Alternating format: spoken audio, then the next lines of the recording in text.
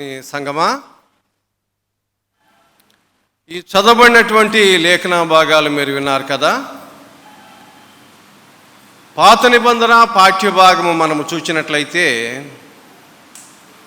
సమూయేలు గ్రంథము 16వ అధ్యాయం, మొదటి సమూయేలు గ్రంథం 16వ అధ్యాయము. దేవుడు తన యొక్క బిడ్డలైనటువంటి వారి ఎడల, తన యొక్క సమాజము, సంఘము, వారి ఎడల దేవుడు చూపిస్తున్నటువంటి కృపాకార్యము, దావీదును రాజుగా అభిషేకిస్తున్నటువంటి విధానము.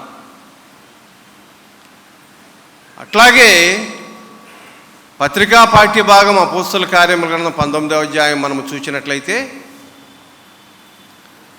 దేవుని యొక్క సంఘము, యేసుక్రీస్తు ప్రభుల వారిచే ఈ లోకములో స్థాపించబడినటువంటి క్రీస్తు సంఘము, దేవుని సమాజము యొక్క విస్తరణలో కలిగేటటువంటి ప్రతి విధమైన శోధనలో, ఇబ్బందులలో, కష్టాలలో, అల్లరుల్లో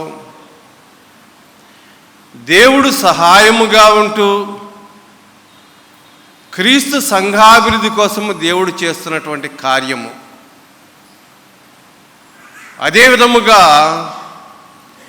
పరిశుద్ధ సువార్త పాఠ్యభాగం, పరిశుద్ధ మత్తయి రాసిన సువార్త 13వ అధ్యాయము మనము చూసినట్లయితే దానిలో పరలోక రాజ్యము, లేదంటే దేవుని రాజ్యము, లేదంటే యేసుక్రీస్తు ప్రభువారి చేత స్థాపించబడినటువంటి క్రీస్తు సంఘము, ఆ సంఘములో ఉండేటటువంటి అనేక విధమైనటువంటి సాధక బాధకాలు, శోధనలు, ఇబ్బందులు, అనేక రకాలైనటువంటి పరిస్థితుల్లో కూడా దేవుడు ఏ విధమైనటువంటి గౌరవాన్ని ఇస్తున్నాడు సంఘానికి, ఏ విధముగా ప్రేమిస్తున్నాడు అనేటటువంటి విషయాలు మనము చూస్తూ ఉన్నాం.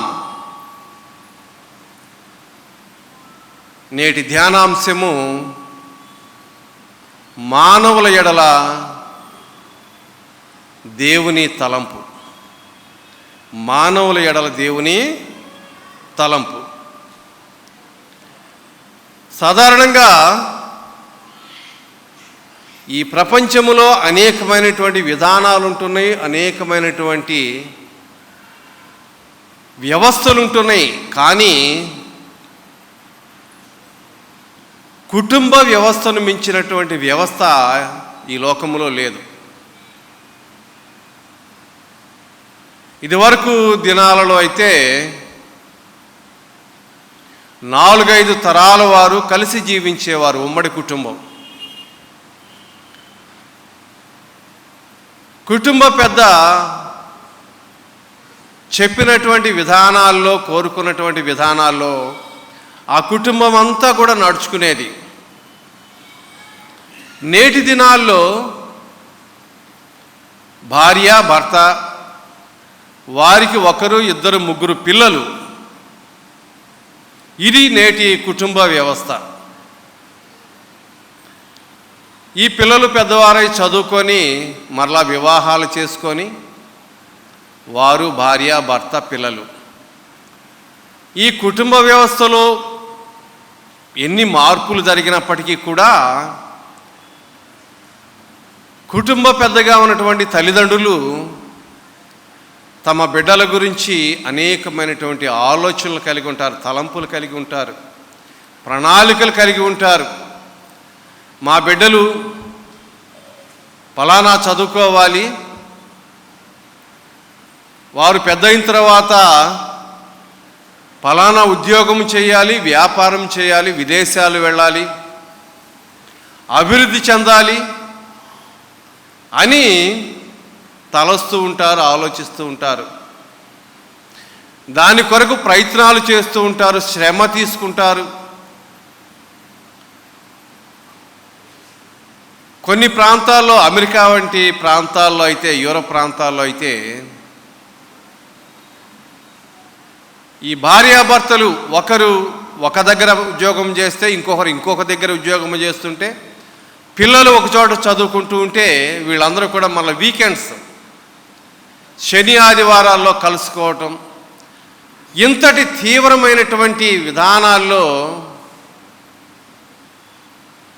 కుటుంబ పెద్దలు ఉంటూ తమ బిడ్డల యొక్క భవిష్యత్తు కోసం, తమ బిడ్డల యొక్క బాగోగుల కోసం, తమ యొక్క బిడ్డలు ఈ లోకములో ఉన్నతమైనటువంటి స్థితిలో జీవించాలని తాపత్రయపడుతూ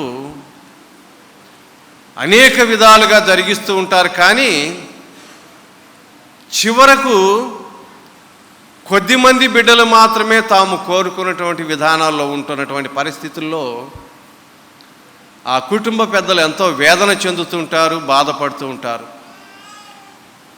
అయితే సర్వలోకాన్ని సృజించినటువంటి సృష్టికర్త అయినటువంటి దేవుడు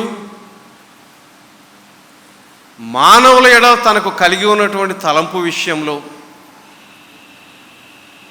మానవుల ఎడల తనకు కలిగి ఉన్నటువంటి ఆలోచన విషయంలో దేవుడు అసలు ఏమి కోరుకుంటున్నాడు? ఈ లోకములో ఉన్నటువంటి వారు అందరూ కూడా ఉన్నతమైనటువంటి విద్యలు అభ్యసించి, ఉన్నతమైనటువంటి ఉద్యోగాలు, వ్యాపారాలు, అనేక విధానాలు కలిగి ఉంటూ ఈ లోకములో జీవించటం దేవుడు కోరుకుంటున్నాడా, లేదంటే ఇంకా ఏమైనా కోరుకుంటున్నాడా? యేసు ప్రభువారు అంటున్నాడు కదా, మత్తయి సువార్త 6వ అధ్యాయం మనం చూస్తే, మీకేమి కావాలో మీ తండ్రికి తెలుసు అంటున్నాడు. మీ అవసరాలన్నీ కూడా, మీరు ఏమైతే కోరుకుంటున్నారో, ఏమైతే పొందాలనుకుంటున్నారో అవన్నీ కూడా మీ తండ్రికి తెలుసని ప్రభువారు మాట్లాడుతున్నారు. కాబట్టి మన యొక్క అవసరాలన్నీ ఎరుగునటువంటి తండ్రి మనము ఏమి అవ్వాలని కోరుకుంటున్నాడో ఈ ఉదయకాలం ముందు మనము చాలా జాగ్రత్తగా ధ్యానం చేద్దాం, అర్థం చేసుకుందాం. దాని ప్రకారం జీవించటానికి మనం చేసే ప్రయత్నంలో మనకు పరిశుద్ధాత్మ దేవుడు సహాయముగా ఉంటాడు. మనము చదువుకున్నటువంటి సువార్త పాఠ్య భాగం పరిశుద్ధులైనటువంటి మత్తయి రాసిన సువార్త 13వ అధ్యాయము 33, 34 వచనాలు మనము చూసినట్లయితే ప్రభువారు ఇక్కడ ఉపమాన రీతిలో వారితోటి మాట్లాడుతున్నాడు. ఉపమానాలు, పారబుల్స్.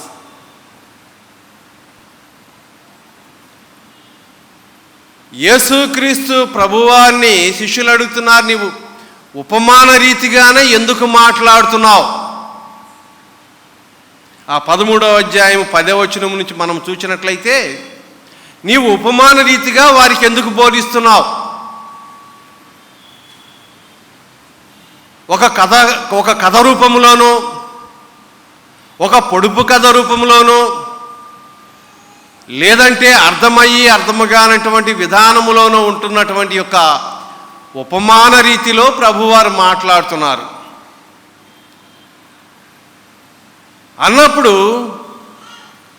ప్రభువారు ఆ 15వ వచనం మనము చూసినట్లయితే, ఈ ప్రజలు కన్నులారా చూచి చెవులారా విని హృదయముతో గ్రహించకుండా మనసు తిప్పుకొని నా వలన స్వస్థత పొందకుండా అనే మాటలు ప్రభువారు వాడుతున్నారు. అయితే ఈ మాటలు యెషయా ప్రవక్త కూడా తన యొక్క గ్రంథంలో రాస్తున్నాడు. 6వ అధ్యాయం 10, 11 వచనాలు మనము చూసినట్లయితే, ఈ జనులు విననొల్లనటువంటి వారు కాబట్టి వీరి యొక్క హృదయాలను మందము చేసి వీరి యొక్క చెవులను క్రొవ్వజేయమని దేవుడు ప్రవక్తతోటి మాట్లాడుతూ ఉంటే, ప్రవక్త అంటున్నాడు కదా, ప్రభువా ఈ విధానం ఎంతకాలం అన్నప్పుడు వారు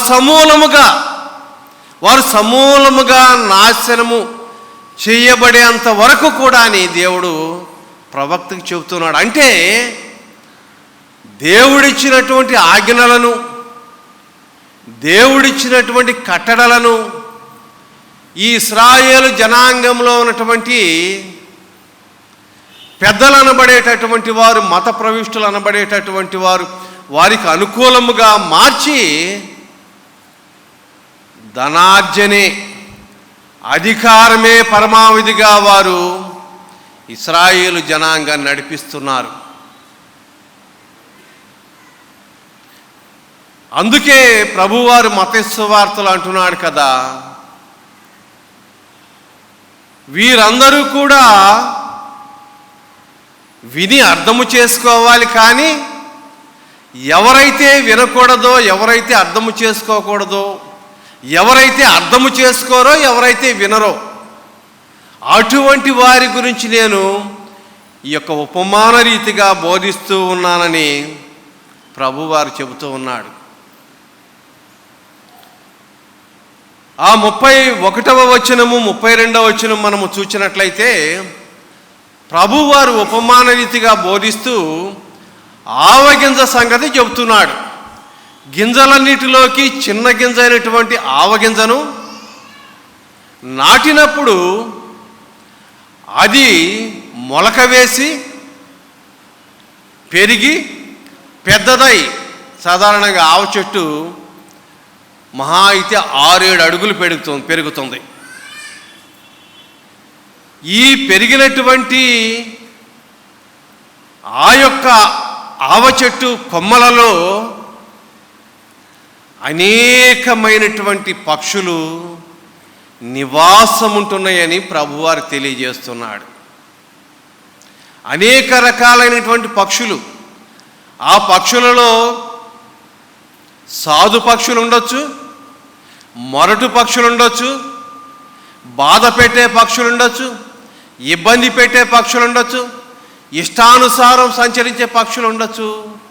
అయితే ఈ ఆవగింజను ప్రభువారు పరలోక రాజ్యముతో పోలుస్తున్నాడు, దేవుని రాజ్యముతో పోలుస్తున్నాడు.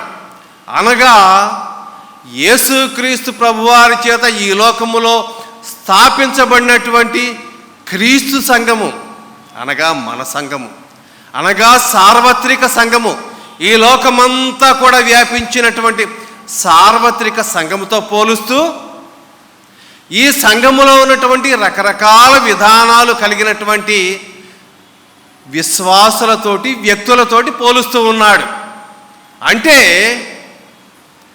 క్రీస్తు సంఘములో ఉండేటటువంటి వారు కూడా అనేక రకాలైనటువంటి విధానాలు, అనేక రకాలైనటువంటి పద్ధతులు, అనేక రకాలైనటువంటి అలవాట్లు, ఈ విధముగా చెప్పుకుంటా పోతే అనేక మంది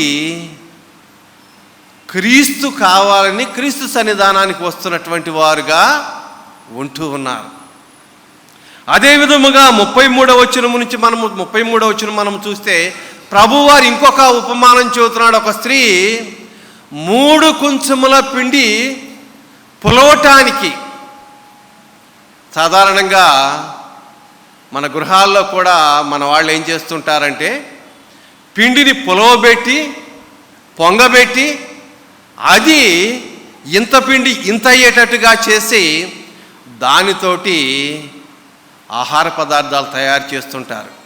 అట్లాగే ఈ 3 కుంచముల పిండి 40 మందికి సరిపోయేటటువంటి విధానంలో తయారు చేయటానికి ఆ స్త్రీ ఏం చేస్తుందంట, పులిసినటువంటి పిండిని కొంత భాగాన్ని ఆ 3 కుంచముల పిండిలో పెడుతుందంట. అనగా యేసుక్రీస్తు ప్రభువారి చేత ఈ లోకములో స్థాపించబడినటువంటి క్రీస్తు సంఘము అభివృద్ధి చెందటానికి యేసుక్రీస్తు ప్రభువారి చేత ఈ లోకములో ఇవ్వబడినటువంటి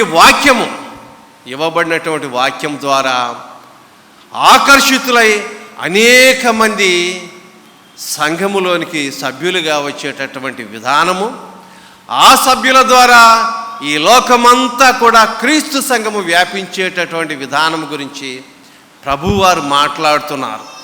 అట్లాగే ఆ 36వ వచనం నుంచి మనము చూసినట్లయితే అసలు ఈ యొక్క క్రీస్తు సంఘము గురించినటువంటి వివరణ, ప్రత్యేకమైనటువంటి వివరణ ప్రభువారు ఇస్తూ ఆయన అంటున్నాడు కదా, మంచి విత్తనాలు విత్తేటటువంటి వాడు మనుష్య కుమారుడు, పొలము, ఈ లోకము, విత్తనములు రాజ్య సంబంధులు, దేవుని బిడ్డలు. గురుగులు అపవాది సంబంధులు, అపవాది బిడ్డలు. గురుగులను విత్తేవాడు అపవాది అంటూ ఆ 24వ వచనం నుంచి చెప్పబడినటువంటి ఉపమానం గురించి శిష్యులు అడిగినప్పుడు ప్రభువు వారు వివరిస్తున్నటువంటి వాడుకుంటున్నాడు. యేసయ్యా, నువ్వు గురుగుల గురించి చెప్పావు కదా, మాకేం అర్థం కాలేదు. సాధారణంగా పొలములో పంట వేసినప్పుడు అది కొంత అభివృద్ధి చెందిన తర్వాత ఏం చేస్తారంటే కలుపు మొక్కల్ని పీకి వేస్తారు, తీసివేస్తారు. అంటే ప్రస్తుత దినాల్లో ఉన్నటువంటి వ్యవసాయ విధానం ఏంటంటే చాళ్ళు కట్టి చాళ్ళు వలె దున్ని ఆ యొక్క చాళ్ళలో గింజలు వేసేటటువంటి విధానము ఉంటుంది.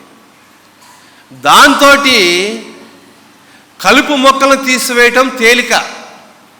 కానీ ఇదివరకు దినాల్లో వ్యవసాయం చేసే విధానము వేరుగా ఉంటుంది. పొలమంతా దున్నివేసి పొలమంతా కూడా గింజలు నాటేటటువంటి విధానము ఉంటూ ఉంది. ఆ విధముగా నాటబడినటువంటి పరిస్థితులలో ఈ గురుగులు కూడా నాటబడినటువంటి విధానములో ఆ పనివారు వచ్చి అడుగుతున్నారు యజమానుడిని, యజమానుడా, మన శత్రువైతే గురుగులు నాటాడు కదా, మమ్మల్ని ఆ యొక్క గురుగుల మొక్కలు పీకివేయమంటావా అని ఆ యజమానుని పనివారు అడుగుతున్నప్పుడు యజమానుడు అంటున్నాడు కదా, అయ్యలారా, మీరైతే వాటిని పెరికివేయవద్దు. ఎందుకంటే మీరు గురుగులు పెరికివేసేటటువంటి సందర్భంలో మంచి గోధుమ మొక్కలను కూడా పెరికివేస్తారు. కాబట్టి వాటిని కూడా వీటితో పాటు ఎదగనివ్వండి. కోత సమయంలో కోత కోసి ఆ యొక్క గురుగులను ఏరివేసి కాల్చివేయమని చెబుతున్నటువంటి ఆ యొక్క ఉపమానం గురించి శిష్యులు అడిగినప్పుడు ప్రభువారు వివరిస్తూ, పొలమైతే ఈ లోకము, మంచి విత్తనాలు విత్తేవాడు మనుష్య కుమారుడు, విత్తనాలు రాజ్య సంబంధులు, గురుగులు అపవాది సంబంధులు. గురుగులు విత్తేటటువంటి వాడు అపవాదని క్రీస్తు ప్రభువారు చెబుతూ కోత గురించి మాట్లాడుతూ ఆయన యుగ సమాప్తి అంటున్నాడు. అంటే యేసు క్రీస్తు ప్రభువారు ఆయన యొక్క 2వ రాకడలో ఈ లోకానికి వచ్చేటటువంటి విధానం.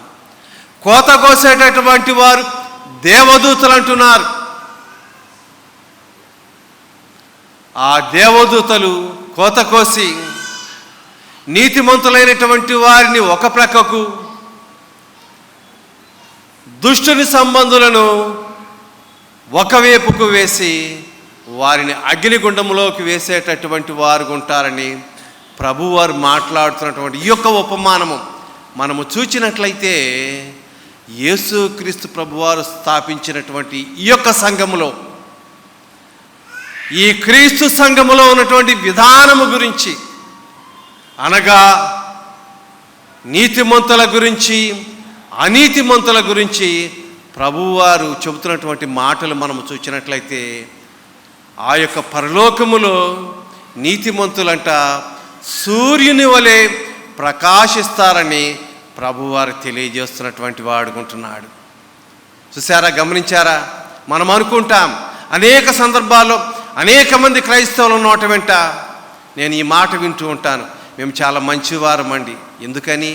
మేము చర్చికి వెళ్తాం, క్రమం తప్పకుండా వెళ్తాం, దశంభాగాలు వేస్తాం, కృతజ్ఞతార్పణలు ఇస్తాం, మొక్కుబడి కానుకలు వేస్తాం, ఉపవాసాలు ఉంటాం, మేము చాలా జాగ్రత్తగా అన్నీ కూడా పాటిస్తామని అనుకుంటూ ఉంటారు. కానీ మనలో నీతిమంతులు ఎంతమందో అనీతిమంతులు ఎంతమందో దేవుడికే తెలియాలి. అయితే ఈ నీతిమంతులైనటువంటి వారిని అనీతిమంతులైనటువంటి వారిని దేవుడు ఎంతగానో ప్రేమిస్తున్నాడు.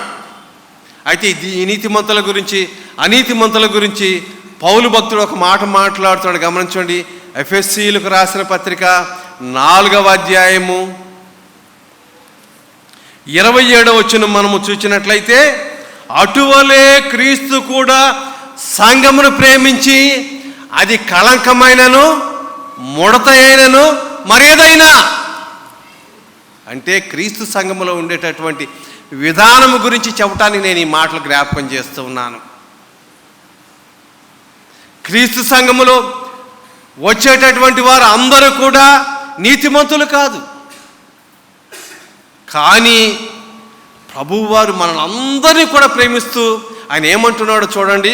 మత్తయి సువార్త 13వ అధ్యాయము 44వ వచనం మనము చూసినట్లయితే, పరలోక రాజ్యము పొలములో దాచబడిన ధననిధితోటి పోలుస్తూ ఉన్నాడు ప్రభువారు. ఇదివరకు దినాల్లో యుద్ధాలు ఎక్కువగా జరుగుతుండేవి, దొంగతనాలు ఎక్కువగా జరుగుతుండేవి. ఆ సందర్భాల్లో బాగా సంపాదించుకున్నటువంటి వారు, పంటలు బాగా పండించుకున్నటువంటి వారు ఏం చేసేవారంటే, తమ పొలంలో కానీ, తమకు అందుబాటులో ఉన్నటువంటి గుహల్లో కానీ, తమకు నెలవైనటువంటి ప్రదేశాల్లో కానీ గుంతలు తవ్వి తమకున్నటువంటి ఆ యొక్క ధనాన్ని, ఆ యొక్క నగలను, ఆ యొక్క ధాన్యాన్ని వారు జాగ్రత్త పరుచుకునేవారు, దాచుకునేవారు. అయితే యుద్ధాలు జరిగినటువంటి సందర్భాల్లో ఆ దాచినటువంటి వ్యక్తి మరణించినటువంటి పరిస్థితుల్లో ఆ ధననిధి ఎక్కడుందో తెలిసేది కాదు. ఈ సందర్భంలో ఏంటంటే ఎవరికో అది కనపడేది. ఆ కనపడినటువంటి వ్యక్తి ఏం చేసేవాడు, ఆ యొక్క పొలాన్ని కొనటానికి తన దగ్గర ఉన్నదంతా అమ్మివేసి ఆ యొక్క పొలాన్ని హస్తగతం చేసుకునేవాడు, ఆ యొక్క ధననిధిని హస్తగతం చేసుకునేవాడు.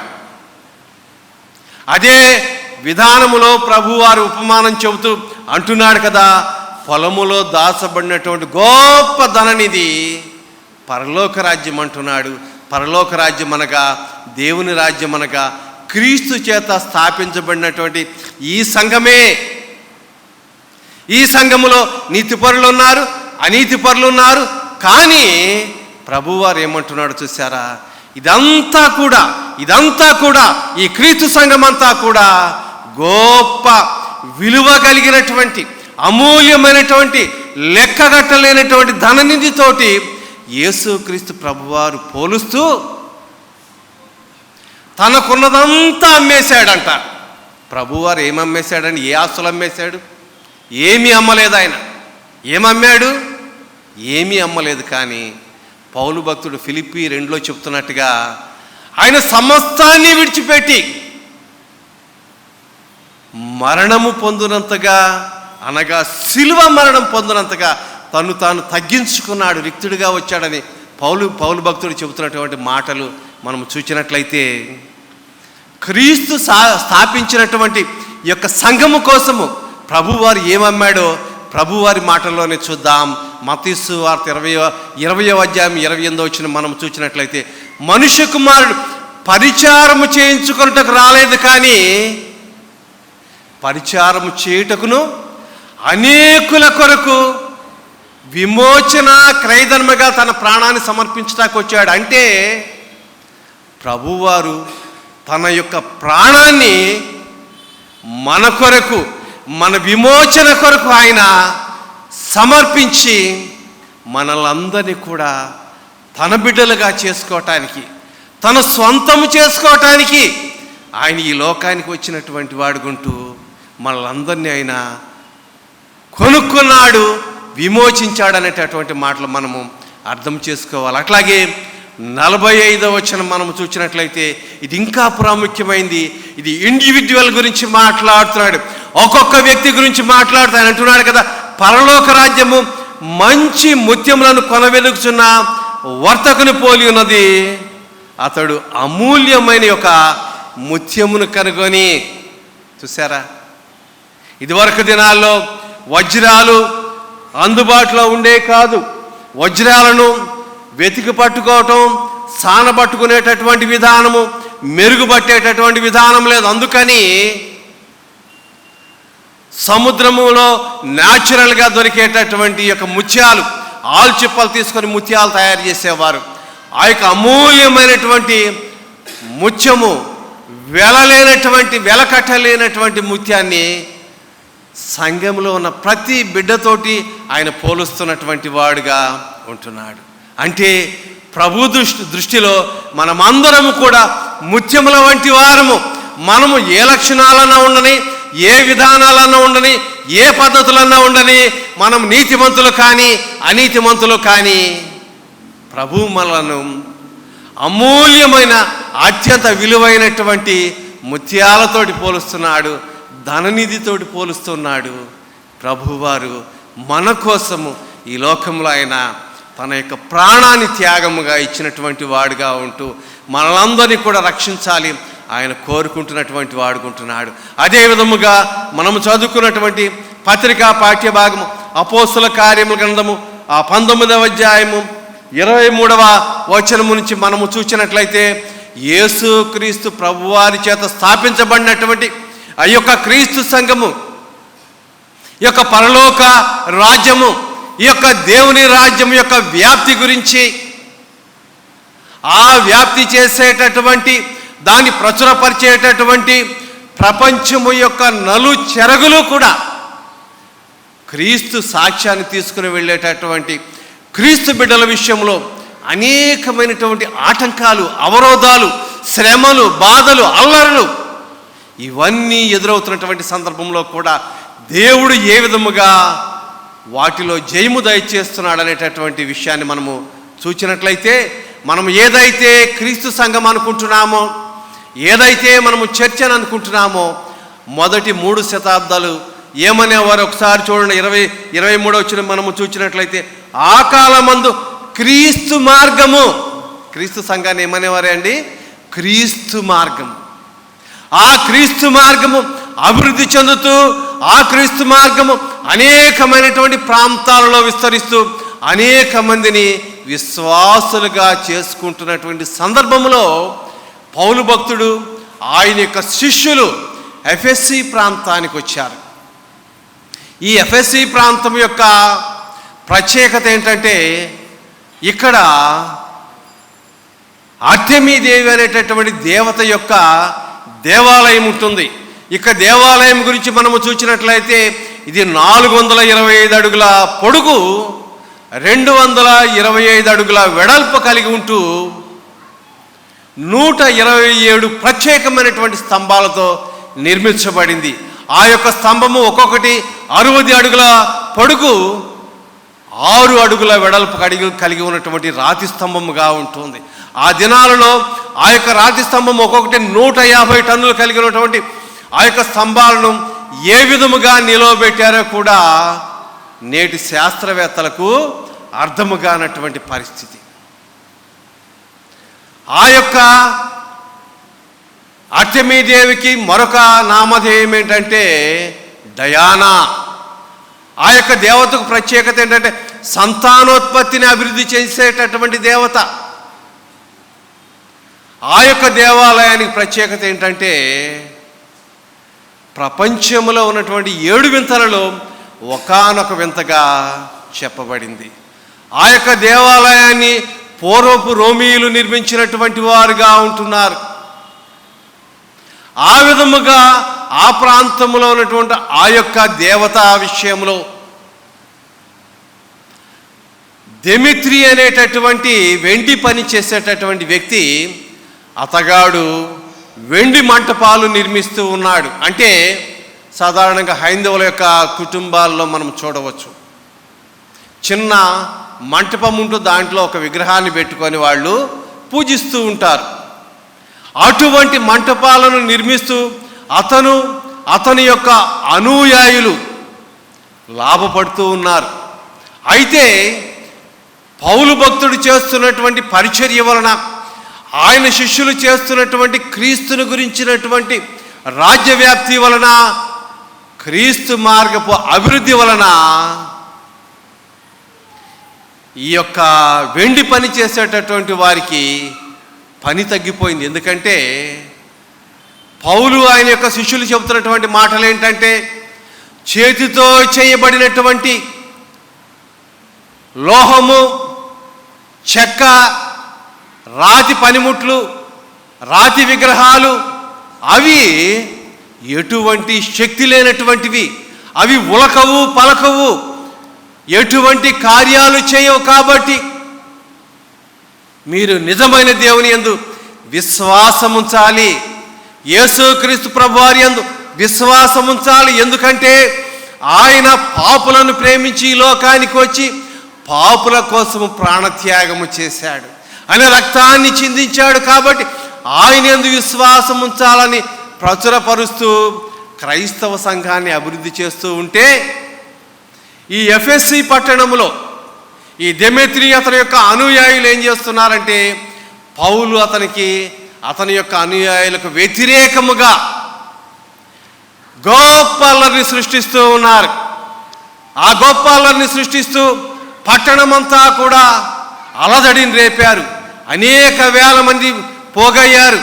అయితే ఈ సందర్భంలో పౌలు మాత్రం దొరకలేదు. కానీ పౌలు యొక్క శిష్యుల్లో ప్రముఖులైనటువంటి గాయును అరిస్తార్కును వీరిద్దరిని పట్టుకొని నాటకశాలలోకి వెళ్ళారు. ఈ నాటకశాల గురించి మనము చూసినట్లయితే 57,000 మంది కెపాసిటీ కలిగినటువంటి నాటకశాల అది ప్రపంచంలోన అత్యున్నతమైనటువంటి ప్రమాణాలు కలిగినటువంటి నాటకశాల. ఎప్పుడో మొదటి శతాబ్దంలోనే వారు నిర్మించినటువంటి వారుగా ఉంటున్నారు. ఆ యొక్క నాటకశాలలోకి దొంబిగా వెళ్ళిపోయారు. ఆ వెళ్ళిపోయినటువంటి సందర్భంలో అక్కడ ఉన్నటువంటి వారిలో ఒకానొక వ్యక్తి, అలెగ్జాండర్ అనేటటువంటి వ్యక్తి, అతను బహుశా వక్త అయి ఉంటాడు, మాటకారు అయి ఉంటాడు. అతని స్నేహితులు అతన్ని ముందుకు నెట్టారు. ఏమయ్యా నీ వెళ్ళి మాట్లాడమన్నప్పుడు అతగాడు ముందుకు రాగానే అక్కడ ఉన్నటువంటి స్థానికులు చూసి, ఇతగాడు యూదుడు, ఇతగాడు మాతో మాట్లాడవలసినటువంటి అవసరమేమీ లేదని గొడవ చేస్తూ కేకలు వేస్తూ అర్తిమీదేవి మహాదేవి అనేటటువంటి మాటలు 2 గంటల సేపు వారు కేకలు వేశారు. ఆ సందర్భంలో ఆ పట్టణపు అధికారి కరణం అనేటటువంటి ఆ యొక్క అధికారి, అతగాడు పట్టణానికి అధికారిగా ఉంటున్నాడు. ఆ యొక్క అధికారి ప్రజల ముందుకు వచ్చి వారిని శాంతింపజేసి ఆయన అంటున్నాడు కదా, ఇదిగో మీరు చెబుతున్నటువంటి వీరు మన దేవతకు ఎటువంటి అన్యాయము చేయలేదు. ఎందుకంటే మన దేవత ఎఫెసీలోనే కాదు, ఆసియాలోనే కాదు, ప్రపంచమంతా కూడా పూజింపబడుతున్నటువంటి దేవత. ఆ దేవతకి వీళ్ళు ఎటువంటి కీడు అపకారము చేయలేదు. ఒకవేళ మీరు చేశారని అనుకుంటే న్యాయస్థానం ఉంది, మీరు న్యాయస్థానంలో పోరాడవచ్చు, లేదంటే వేరే విధముగా మీరు ప్రయత్నం చేయవచ్చు. మీరు ఈ విధముగా అల్లరి చేయటం వల్ల తీవ్రమైనటువంటి పరిణామాలు ఉంటాయని అతగాడు బోధిస్తున్నటువంటి వాడిగా ఉంటున్నాడు.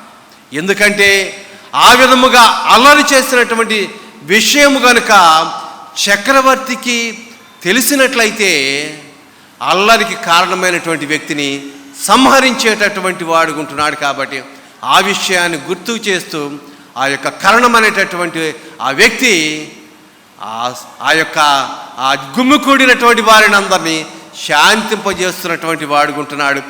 ఆ విధముగా దేవుని యొక్క తలంపులు, దేవుని యొక్క ఆలోచనలు, దేవుడు కోరుకుంటున్నటువంటి విధానము ఈ లోకమంతా కూడా క్రీస్తు సంఘము, క్రీస్తు మార్గము, క్రీస్తు యొక్క సాక్ష్యము వ్యాప్తి చెందాలని దేవుడు చేస్తున్నటువంటి ప్రయత్నము దేవుడే సఫలీకృతము చేసేటటువంటి వాడుగా ఉంటున్నాడనే విషయాన్ని మనము జ్ఞాపకం ఉంచుకోవాలి.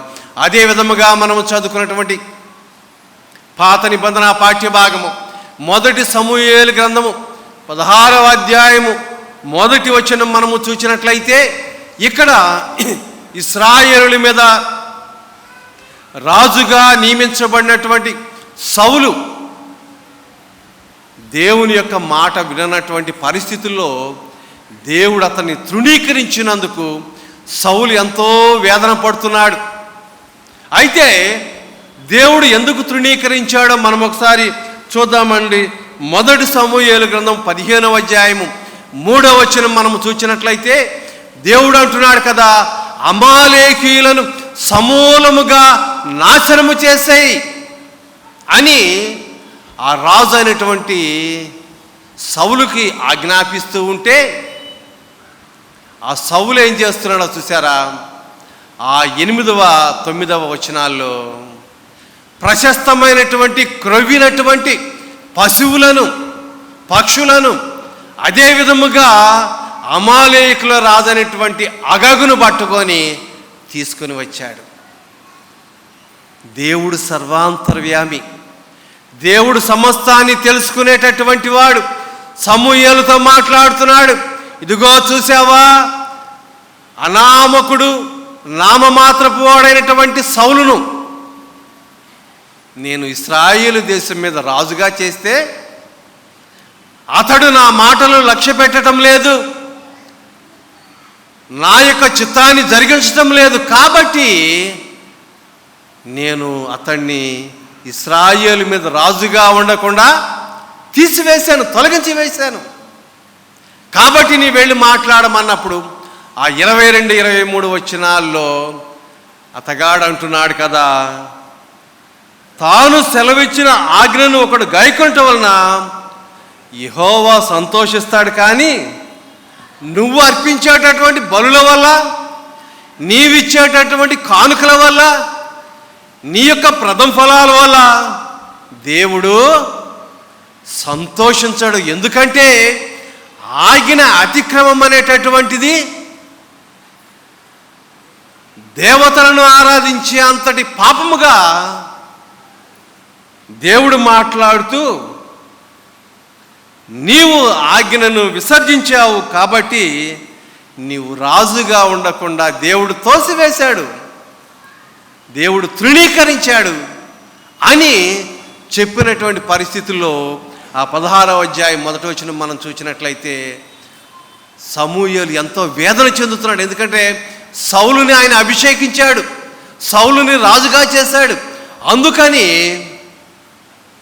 సమూయేలు ఎంతో వేదన పడుతూ ఉంటే దేవుడు అంటున్నాడు కదా, వెళ్ళు, నీవు నీ తైలపు బుడ్డి తీసుకొని వెళ్ళి, తైలపు కొమ్మును తీసుకొని వెళ్ళి బెత్లెహేమీయుడైనటువంటి యెషయా యొక్క కుమారుణ్ణి ఇశ్రాయేలు మీద రాజుగా అభిషేకించని దేవుడు పంపిస్తూ ఉంటే, దేవుడు సమూయేలుకి ఆజ్ఞాపిస్తూ ఉంటే సమూయేలు ఏమంటున్నాడు చూసారా? ఈ విషయంగానే సౌలుకు తెలిస్తే నన్ను చంపేస్తాడు అన్నప్పుడు దేవుడే సమూయేలుకి గొప్ప ఆలోచన ఇస్తున్నాడు. దహన బలి నిమిత్తం వెళ్ళు, బలి ఇవ్వటానికి నీవు పశువుని తీసుకొని వెళ్ళమన్నప్పుడు అతగాడు యెషయా ఇంటికి వెళ్ళాడు, బెత్లెహేము వెళ్ళాడు, వారి యొక్క కుటుంబాన్ని శుద్ధీకరించాడు, వారి యొక్క కుమారుల్ని పిలిపించమన్నప్పుడు ఆ పెద్ద కుమారుడు వస్తున్నాడు, ఎలియాబు వస్తున్నాడు. ఆ ఎలియాబు వస్తుంటే సమూయేలు చూసి అనుకుంటున్నాడు కదా, అహా ఎత్తరి, అహా అందగాడు, ఆజానుబాహుడు, ఇతగాడైతే ఇశ్రాయేలీయుల్ని కాపాడటానికి, ఇశ్రాయేలుల్ని రక్షించటానికి ఇతడు సమర్థుడు. ఎందుకంటే ఇతను యుద్ధము చేసి అనేక మందిని, శత్రువుల్ని సంహరించేటటువంటి యోధుడిగా ఉంటాడని సమూయేలు అనుకుంటూ ఉంటే దేవుడు అంటున్నాడు కదా, ఏమయ్యా నీ యొక్క ఆలోచనని మార్చుకో. మానవులు పై రూపాన్ని చూస్తారు, కానీ దేవుడు ఏం చేస్తాడండి? హృదయాన్ని చూస్తాడు, అంతరంగాన్ని చూస్తాడు, మన ఆలోచనలు చూస్తాడు. యెషయా గ్రంథము 55వ అధ్యాయం 8వ వచనం మనం చూసినట్లయితే దేవుడు అంటున్నాడు కదా, నా తలంపులు మీ తలంపుల వంటివి కాదు, నా నడతలు, నా మార్గాలు మీ మార్గాల వంటివి కాదు. నా ఆలోచన వేరు. నేను హృదయాలను చూస్తాను, హృదయాంతరంగాన్ని చూస్తాను. మీరేమనుకుంటున్నారో, మీరేం ఆలోచిస్తున్నారో, మీరేమి చేయాలనుకుంటున్నారో, ఎంత త్వరగా మీ ఆలోచనలు మారిపోతూ మీరు ప్రణాళికలు రచిస్తున్నారు, అవన్నీ కూడా నేను చూస్తానని దేవుడు మాట్లాడుతున్నాడు. ఇదిగో యెషయా యొక్క కుమారులు 7 వచ్చారు. 7 కూడా దేవుడు రిజెక్ట్ చేశాడు, కాదన్నాడు. అప్పుడు సమూయేలు అంటున్నాడు యెషయాతోటి, వీళ్ళేనా, ఇంకెవరైనా నీ బిడ్డలున్నారా, నీ కుమారులు ఉన్నారా అన్నప్పుడు ఇదిగో కడసారిపోడున్నాడు.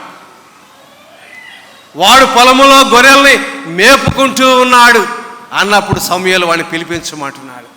ఆ దావీదును పిలిపించినప్పుడు ఆ దావీదును చూసి అనుకుంటున్నాడు కదా, చక్కగా ఉన్నాడు, చక్కటి నేత్రములు కలిగినటువంటి వాడు, అందగాడని సమూయేలు అనుకుంటూ అతగాడిని ఇశ్రాయేలు మీద రాజుగా అభిషేకిస్తున్నటువంటి వాడుగా సమూయేలు ఉంటున్నాడు. నిజానికి ఇశ్రాయేలు మీద దావీదు రాజుగా అభిషేకించబడినప్పుడు అతగాడి వయసు అంతా ఒకసారి చూడండి.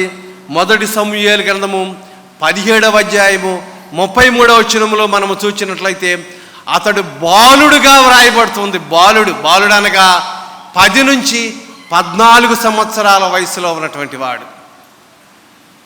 దేవుని యొక్క తలంపులు, దేవుని యొక్క ఆలోచనలు అవి ఏ విధముగా ఉంటాయో, మన గురించి దేవుడు ఏమనుకుంటున్నాడో, మళ్ళీ ఏమి చేయాలనుకుంటున్నాడో, మిమ్మల్ని కలెక్టర్లు చేయాలనుకుంటున్నాడా, ఉన్నతాధికారులు చేయాలనుకుంటున్నాడా, వ్యాపారవేత్తలను చేయాలనుకుంటున్నాడా, ఇంకొకరిని చేయాలనుకుంటున్నాడా, ఇంకొక రకంగా చేయాలనుకుంటున్నాడా, అవన్నీ కూడా దేవుడు ఎరిగి ఉంటాడు. మీ నిత్యావసరాలని కూడా దేవునికి తెలుసు. దేవుడు మీరు కోరుకుంటున్నటువంటివి అన్నీ కూడా దేవుడు ఇస్తున్నాడో, మీరు పొందుతున్నారో లేదో, కానీ దేవుని తలంపులు మన యొక్క జీవితాల్లో జరిగించాలని దేవుడు కోరుకుంటూ ఆ యేసుక్రీస్తు ప్రభువాన్ని ఈ లోకానికి పంపించినటువంటి వాడుగా ఉంటున్నాడు. యేసుక్రీస్తు ప్రభువారు ఆయన ఈ లోకానికి వచ్చి మనము కోరుకున్నటువంటివన్నీ ఇవ్వలేదు, కానీ ఆయన ఈ లోకానికి వచ్చి ఈ లోకాన్ని ప్రేమించి పాపులను ప్రేమించి ఆయన ఈ లోకములో బలియాగమయ్యాడంటే నీవు నేను రక్షింపబట్టానికి, విమోచించబట్టానికి, విడుదల కాబట్టానికి అనేటటువంటి విషయాన్ని మనము జ్ఞాపకం ఉంచుకోవాల్సినటువంటి వారమై ఉంటూ ఉన్నాం. ఎందుకంటే ఈ యొక్క పాపకరమైనటువంటి లోకములో, ఈ దుర్మార్గకరమైనటువంటి లోకములో మనము జీవిస్తూ మనమందరము కూడా నీతిమంతులుగా, మనమందరము కూడా ఆయనను వెంబడించే వారముగా, మనమందరము కూడా ఆ పరలోక రాజ్యాన్ని స్వతంత్రించుకునేటటువంటి వారముగా ఉండటమే దేవుని యొక్క తలంపు, దేవుని యొక్క ఆలోచనగా ఉంటుంది. కాబట్టి వినినటువంటి వాక్యాన్ని బట్టి మనము జీవిద్దాం, ఆ నిత్య జీవాన్ని స్వతంత్రించుకుందాం. అటు కృప, అటు ధన్యత దేవుడు మనకందరికీ దయచేయునుగాక. ఆమేన్. సమస్త జ్ఞానము మించిన దేవుని సమాధానం యేసుక్రీస్తు వలన మీ హృదయములకు, మీ తలంపులకు కావలియుండునుగాక. ఆమేన్.